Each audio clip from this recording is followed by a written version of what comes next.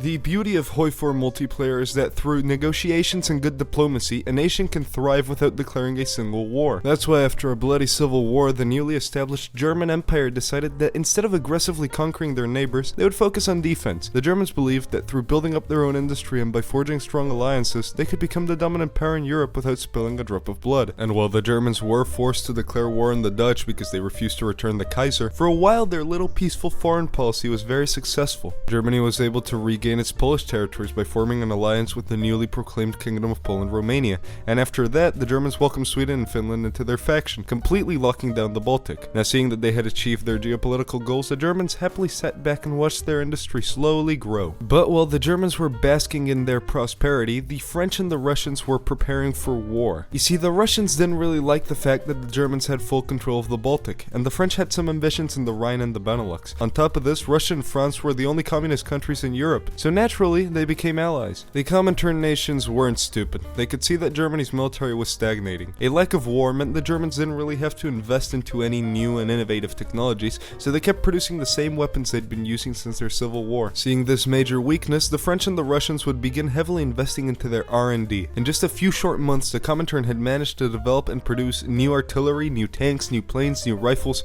The Germans had barely started developing a new fighter.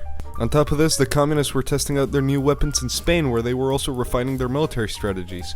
Meanwhile, the Germans were refining their strategies on pen and paper. Eventually, Germany would see the threat the Comintern posed, and along with the rest of the November Alliance, they declared war on the communists. At the start of the war, the Germans were doing pretty well. They had caught the French by surprise and they were quickly approaching Paris. But just as quickly as they had pushed, the Germans were stopped by the French army. And just as quickly as they had been stopped, the Germans were being pushed out of France. And while the Finnish were doing fairly well in the northern front, the Polish found themselves locked in a stalemate with the Russians.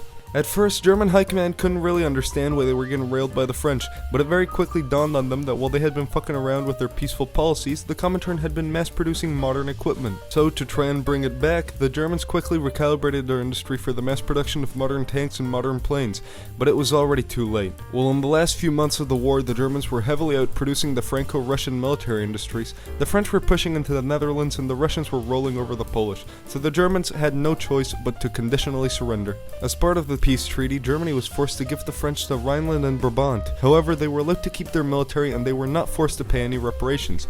Meanwhile, the Finnish were allowed to keep all the Soviet lands they were currently occupying. But while the Germans and the Finnish got off mostly scot-free, the Polish weren't so lucky as they were forced to give up a lot of their eastern lands. Oh, not to mention that they were forced to become a Russian puppet.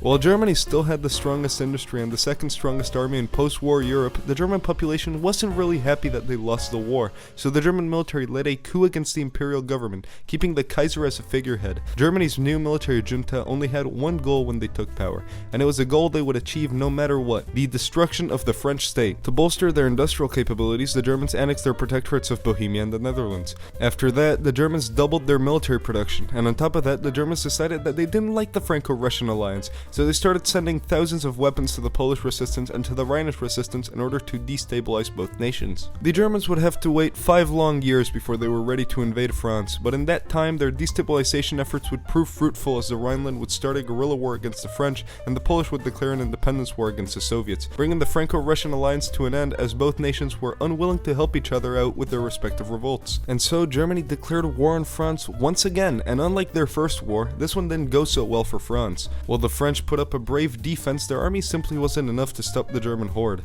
And so, France was forced to surrender to Germany, and unlike the French that had only annexed the Rhineland, Germany annexed everything up to Paris, dismantled the French military industry, gave Occitania and Brittany their independence, and then forced France to give Germany resource rights and war reparations. Something the new order. If you enjoyed the video, feel free to leave a like, comment, and subscribe, and consider supporting me on Patreon like these people up on screen so I can keep making videos like this one. Remember to always drink and drive, and I will see you all on the next one. Roll the horror.